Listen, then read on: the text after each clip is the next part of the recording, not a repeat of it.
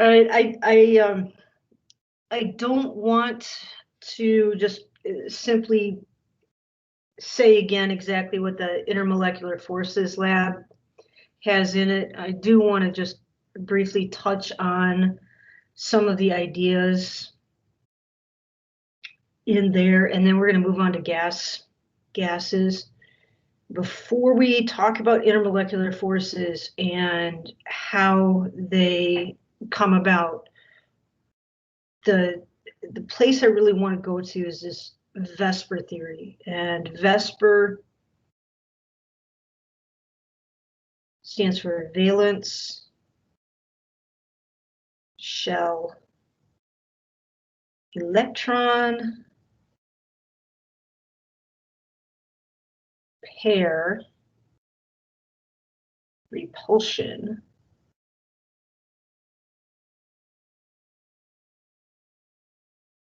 theory.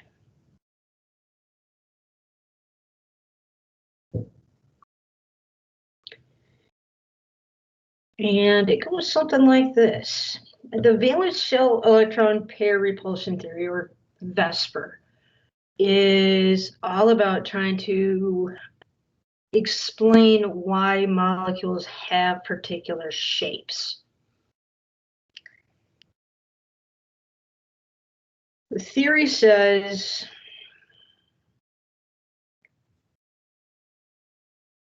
all groups of high electron density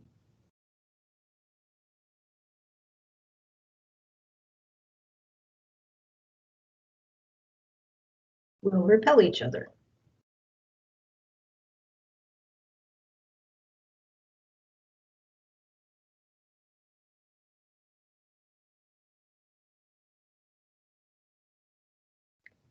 The observed shapes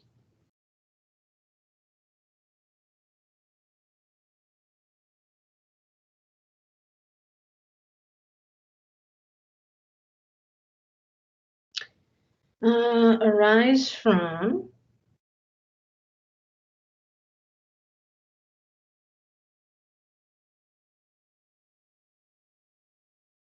the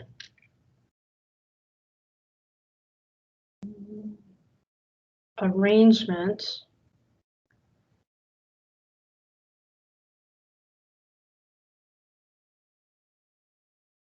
of those groups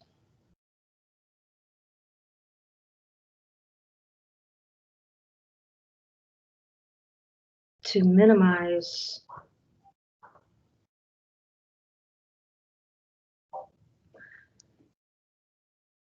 the repulsions.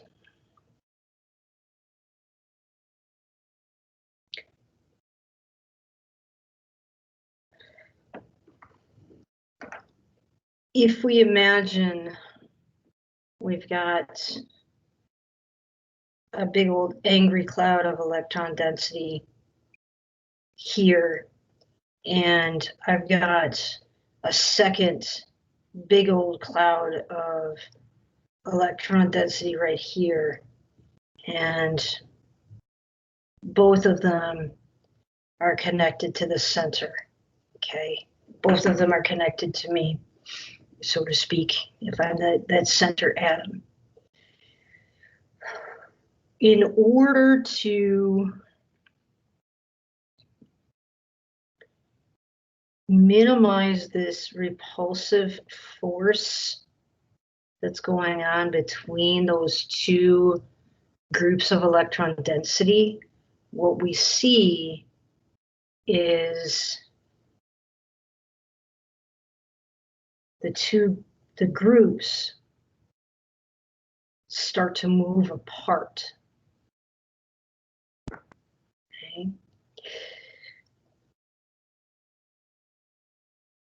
And so this picture becomes, there's my good old sensor.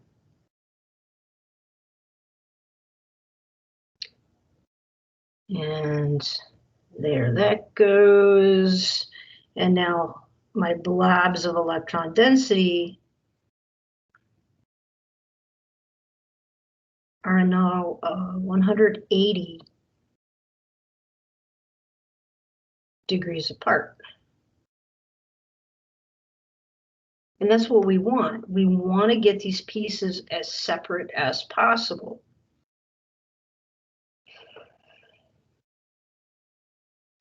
This shape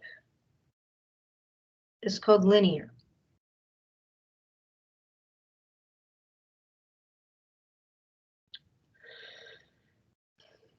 So this would be what's called the electron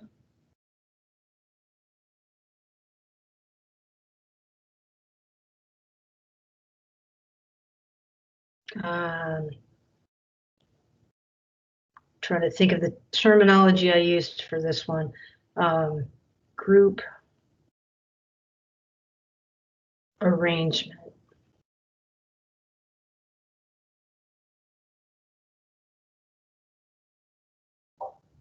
I may have used electron pair geometry, but I think I used electron group arrangement. And henceforth I will just call it EGA. If you notice with this linear,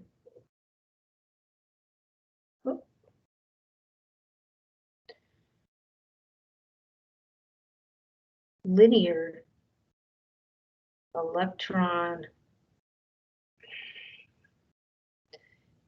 group arrangement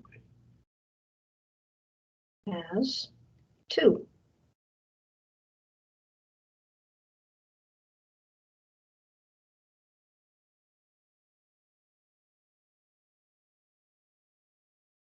Groups on it.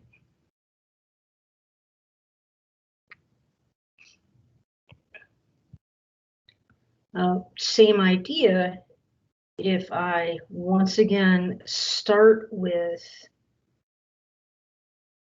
me being in the middle, and instead of just 2 things connected, now I'm going to have 3 of these goobers that I'm going to have to get as far apart from each other as possible.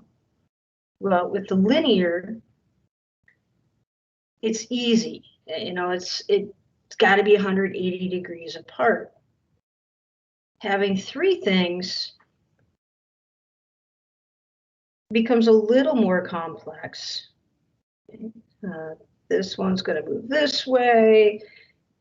This one's going to go that way. We'll go ahead and just leave the one that's on the line pretty much the same spot. What we end up with then, okay, there's me, and I've got this one,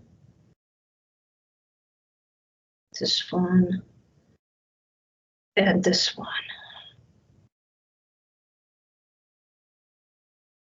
Okay, so there are my electron groups. This is a plane, it's flat.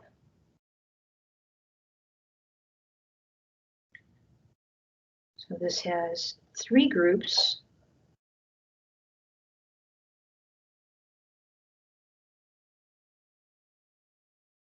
And this is called trigonal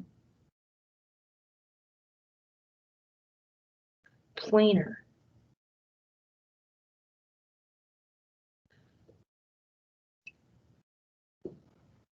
So it's the trigonal planar electron group arrangement.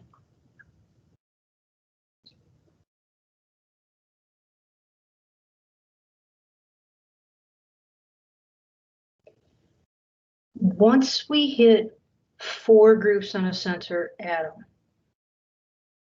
we have to move our shape from 2-dimensional, from planar, and put it into 3-dimension. Move it into the 3rd dimension. So rather than try to draw the balls, you know, the regions of electron density shifting around,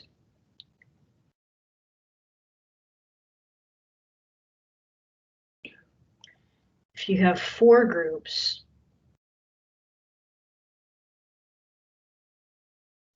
we call it the tetrahedral.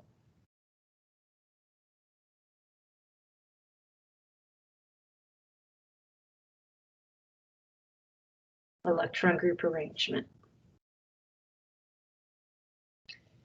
And for this particular arrangement, you have, again, whatever your center is, and 2 of them lie in a plane.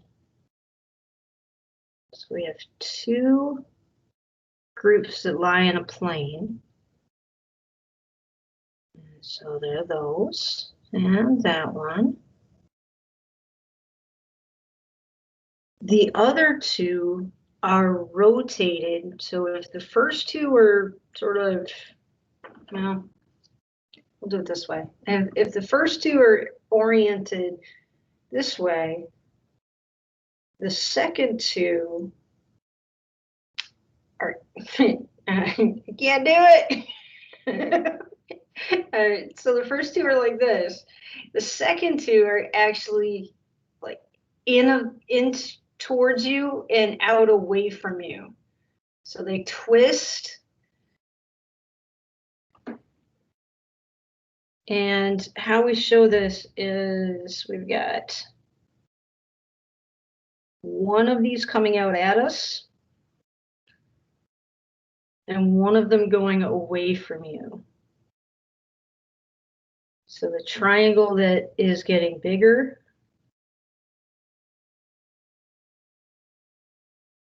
is the group coming out at you.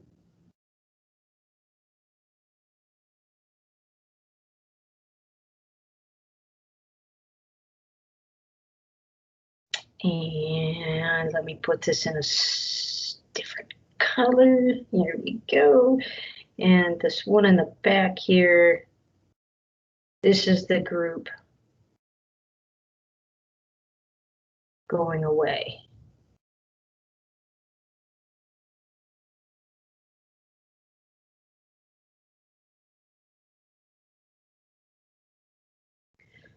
So I mentioned that in class that I would put up these simulation. I'd put up the link for simulation. I haven't forgotten that. The tetrahedral electron group geometry can be very, very difficult to try to imagine. So that's why I wanted to put up the simulations. All right. Now, those are the basic ways that 2 groups get pushed apart, 3 groups get pushed apart, or 4 groups get pushed apart. And just for the sake of completeness, when we have the 3 groups in the trigonal planar, this angle is 120 degrees. So imagine a circle and just cut your circle into 3 even pieces. And then with our tetrahedral, by allowing it to go into this 3rd dimension, it becomes not quite 110. It's a 109.5 degrees.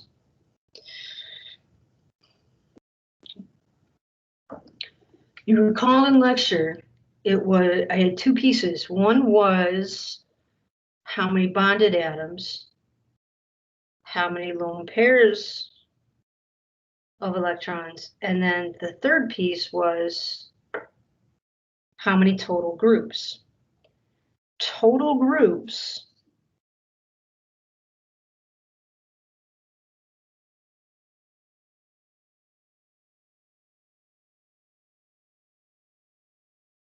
that gives you these electron group arrangements.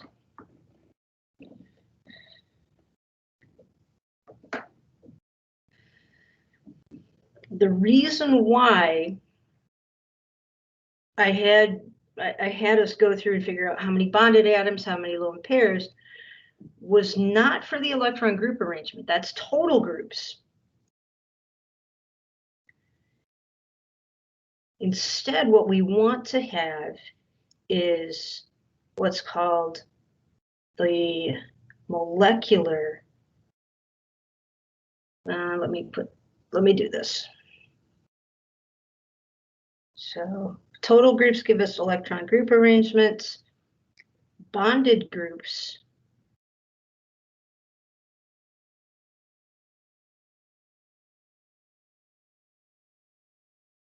so bonded atoms will give us what's called molecular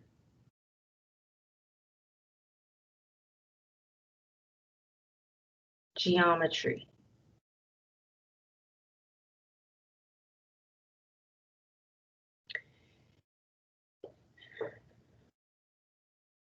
You have to figure out the total groups before you figure out the molecular geometry. This molecular geometry is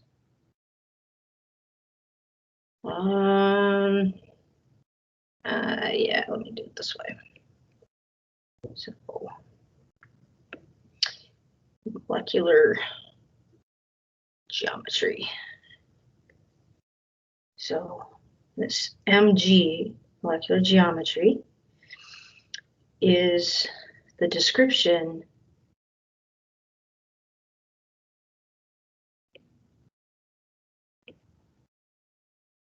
of just the bonded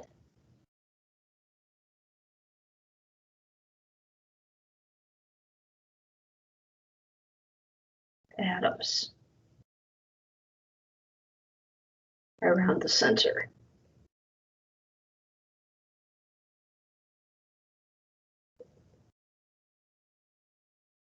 So a little bit different, right? Just a little bit different than maybe what we would normally think. So you have to get the total groups first, then you can go to this molecular geometry.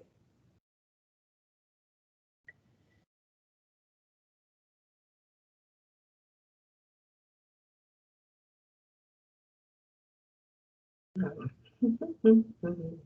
right, so if I have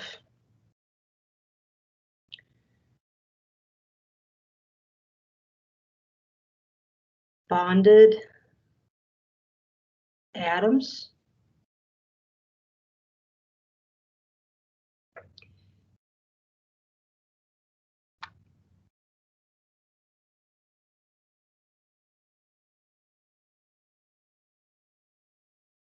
okay, so bonded atoms,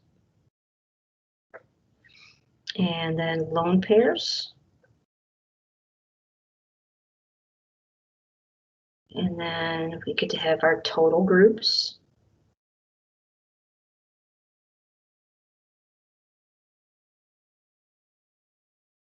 And then we'll have our electron group arrangement, and then our molecular geometry. So this is going to get LP for lone pairs. Okay, so if, first case, 2 bonded atoms and no lone pairs,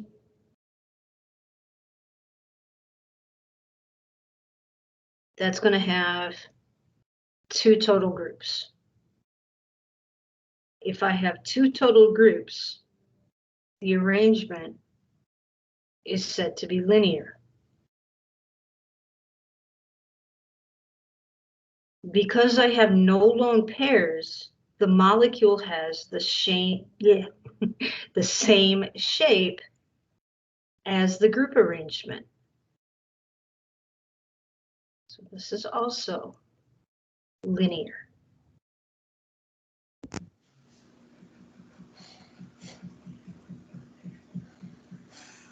And now let's go here. And let's say I have, instead of 2, let's say I have 3 bonded atoms and no lone pairs. That means, again, I have 3 total groups.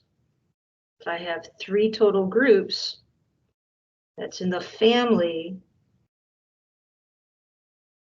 trigonal planar.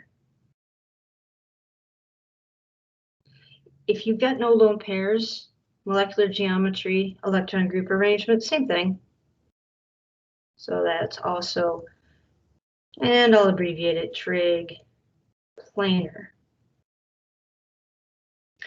The place where we start to get different electron group arrangements and molecular geometries is when we start mixing in these lone pairs.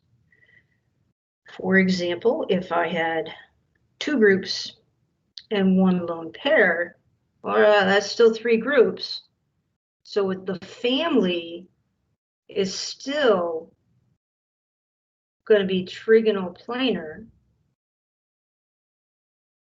but the shape, we're going to call it bent. Let me come over here.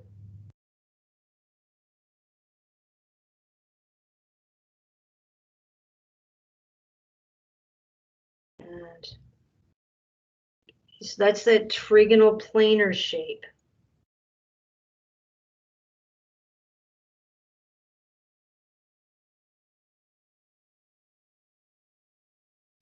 When I go from the electron group arrangement where I'm showing everything, I'm going to hide the lone pair.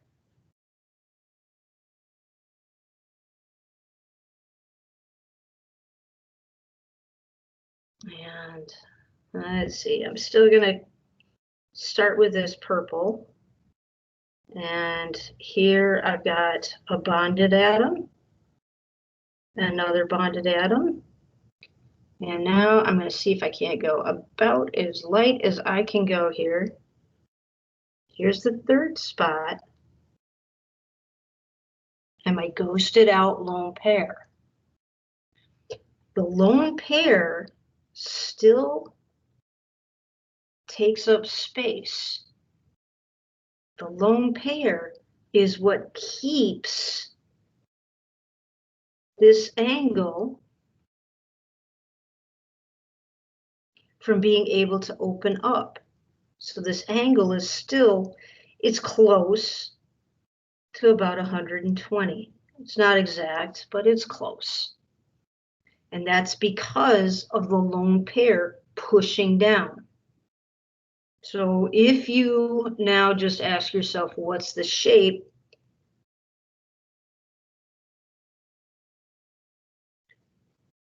Formed with those 3 balls, it's bent. Some like to call it V-shape. It's the same general, same idea. Same idea.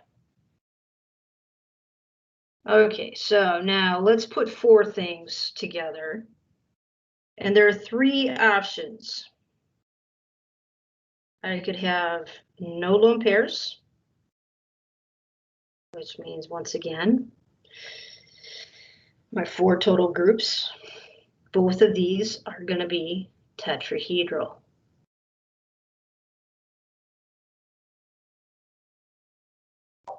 And we usually will just abbreviate that tetra.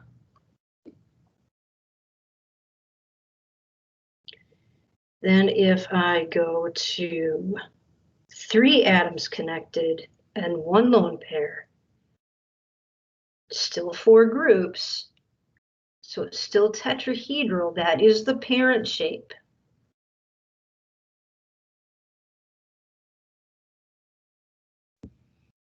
This is what we call trigonal pyramid.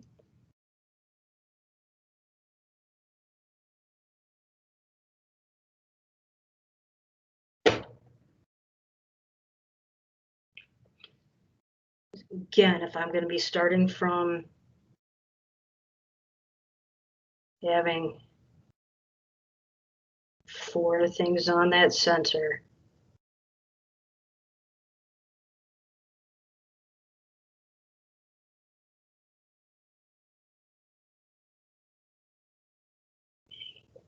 And I'm going to remove one of those big groups and make it look like a lone, and put in that lone pair, but I'm going to ghost it out. So there's that. There's that. And got that one. And that one. And then, oh, come on, ghost out.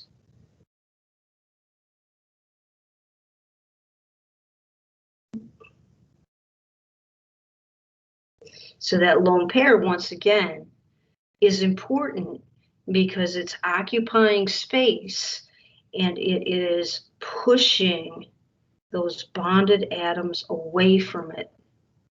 And so the bond angle, again, can't go to 120 degrees. It's going to stay around that 110, 109. It actually shrinks it a little bit.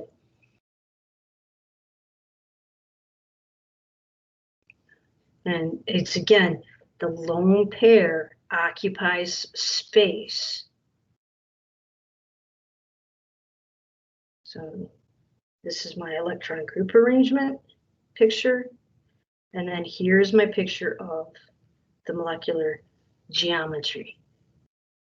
And the last one is the easiest of the tetrahedrals. This is water. If you've got two bonded atoms and you've got two lone pairs, I still have four. So I've got four total things. It's still a tetrahedral.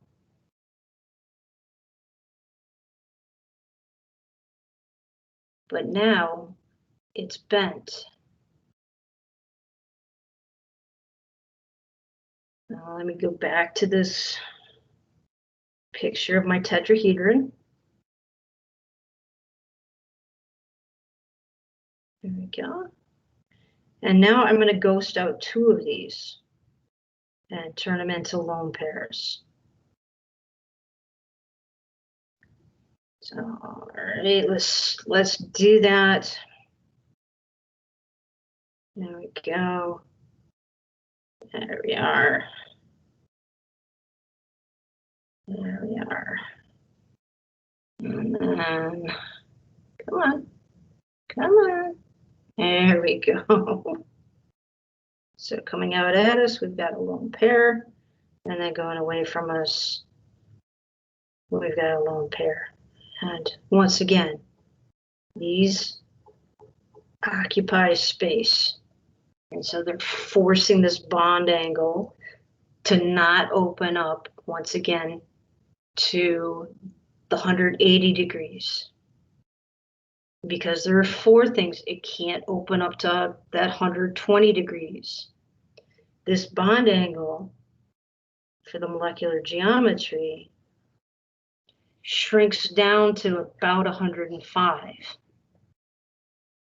But it's still, if we just remember the ideal angle, well, if I've got four things, my ideal angle is about 110.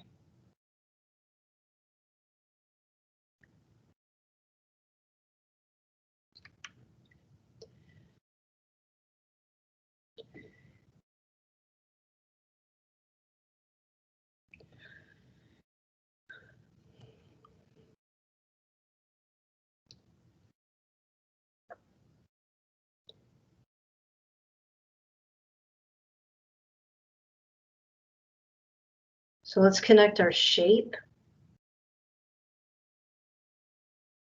to molecule polarity.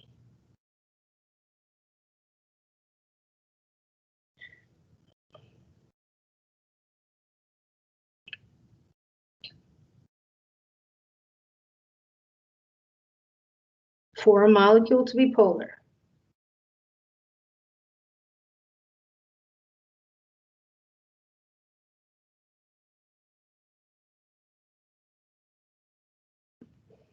two things have to be true.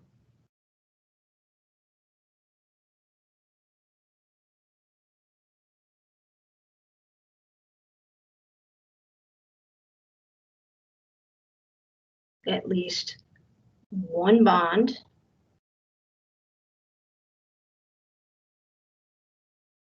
must be polar.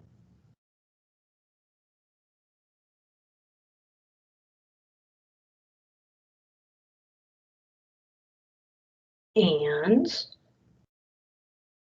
the bond dipoles, we really could put it as the bond dipoles can't cancel.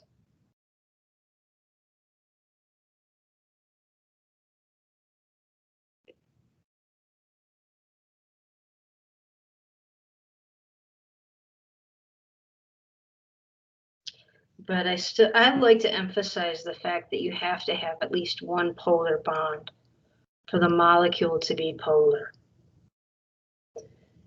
Remember, polar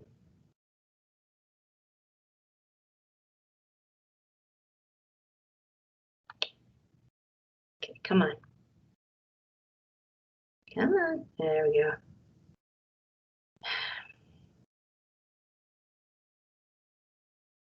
Polar bond.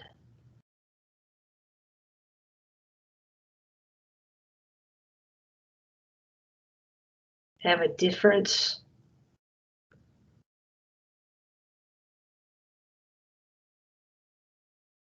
in electronegativity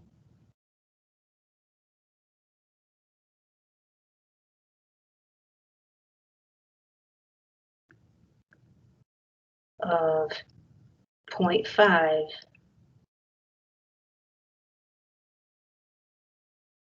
or larger.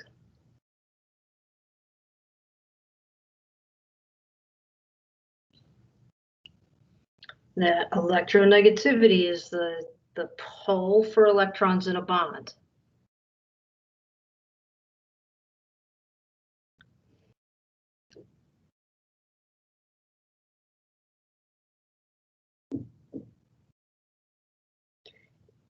If you have a linear geometry, a linear shape,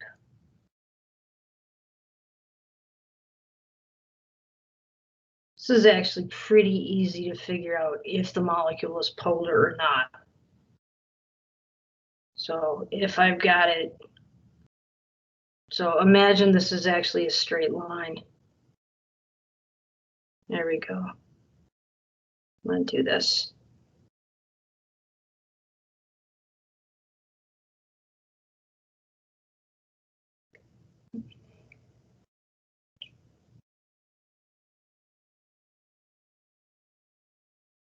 Okay, so let's see here.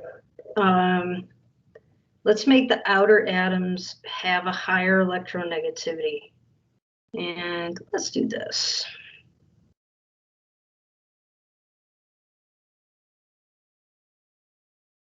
There we go. So electronegativity of my purple dot is going to be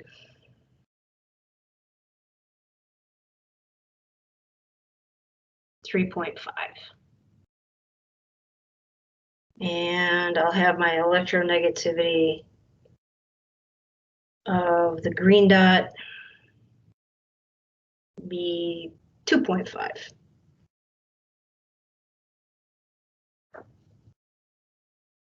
Between the purple dot and the green dot, that's a difference of 1. Which means, yes, there is indeed a bond dipole. And the bond dipole, we're going to draw it so the arrow points to the one that's more electronegative. We have here 2 equal and opposite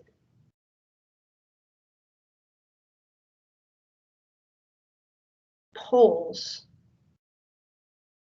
on the bonding electrons.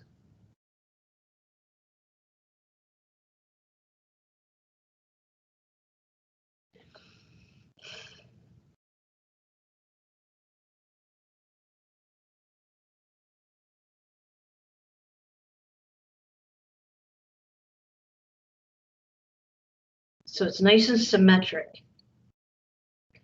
If it's symmetric, it's bond dipoles.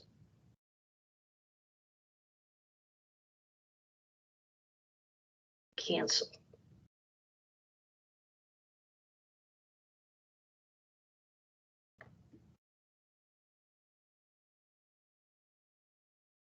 If our bond dipoles cancel,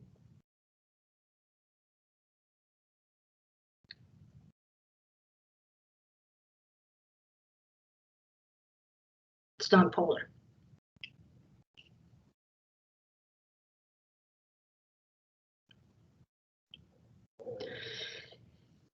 I'll be really honest, the key piece, and get down to it, is look at the structure and see if it is symmetric. And symmetric means that it has the same environment for each one of those sites. So if it's tetrahedral, each one of those 4 outer spots has to be the same. If not, it's going to be polar. If I have, let me go back here to this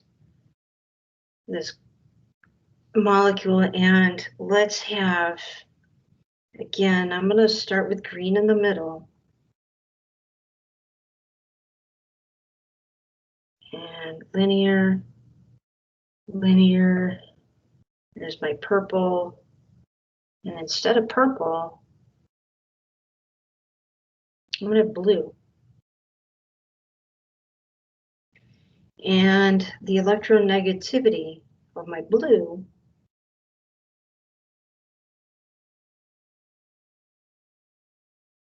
I'm going to say that's 2.4.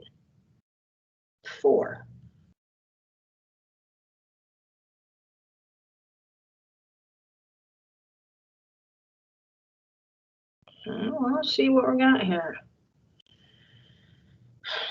Well, between green and purple, the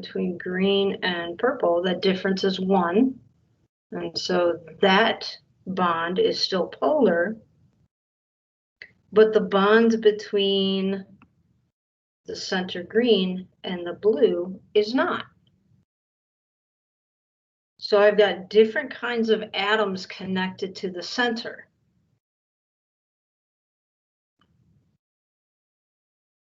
Because I have different kinds of things connected to the center, it is not symmetric.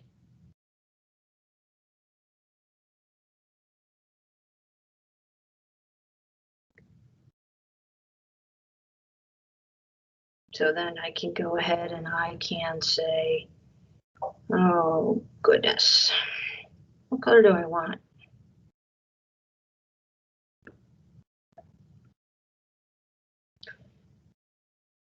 It's polar.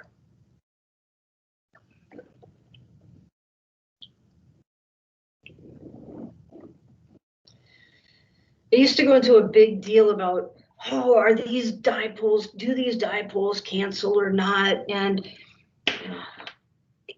2 dipoles, it's pretty easy to see. If the 2 dipoles are, 180 degrees apart, either both pointing out or both pointing in, they cancel. If I have only 1 dipole, there's nothing over here to counter that pull, so it's got to be polar. As soon as you get into 3 dimensions, the spatial acumen for a lot of us is not there. And so because we struggle with trying to pick out these vectors canceling or not, ugh.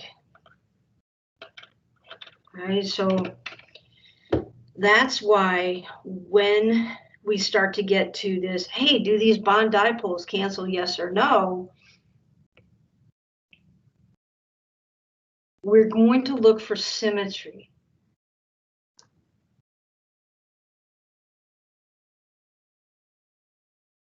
Is the molecule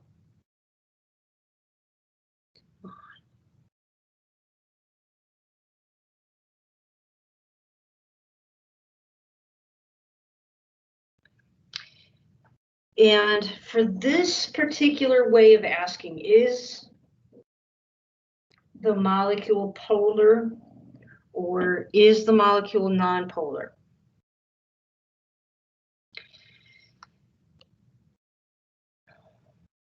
Let me see which way is going to be better.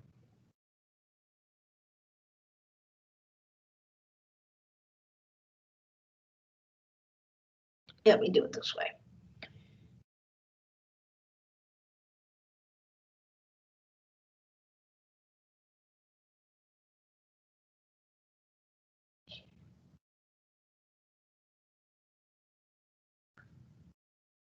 All right, so I'm actually going to base our set of questions off of, is the molecule nonpolar? So there's really two questions to ask, and you need to ask them in this order. The first question: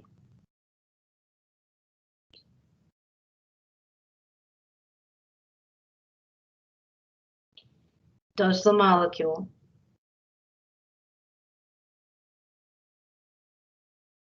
have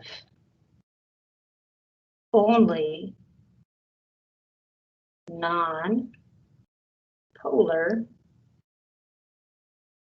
bonds?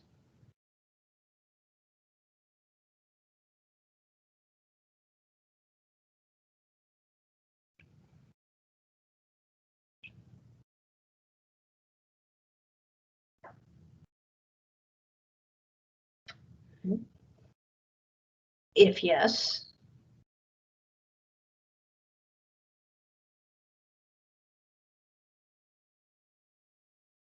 you got a nonpolar compound.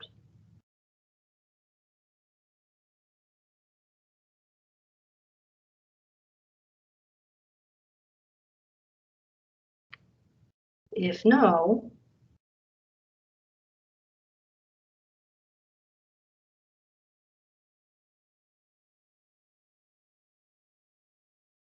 go to number 2.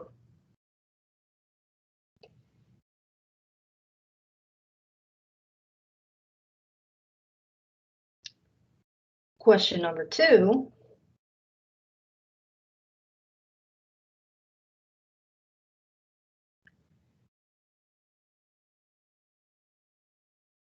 Are all the groups on the center atom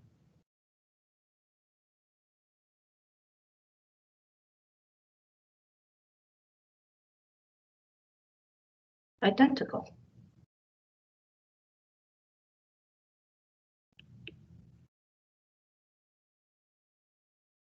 And let me just fine tune this question just a little bit.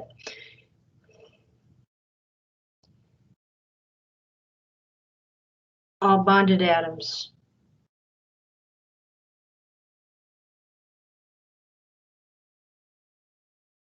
are the same. Let's try actually spelling.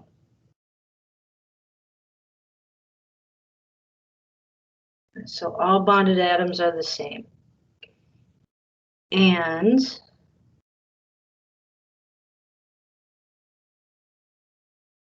there are no lone pairs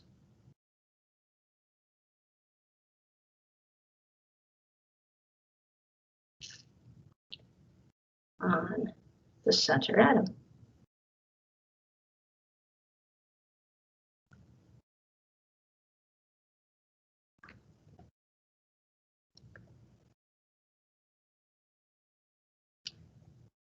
If yes, if everything is the same,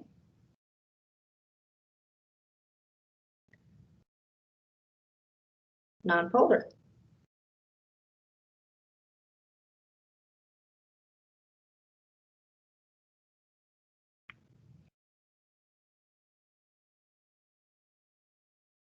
If no, polar.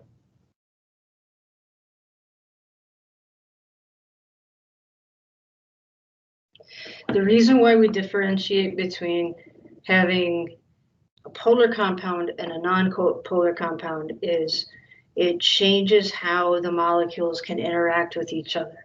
And that has an impact upon physical properties.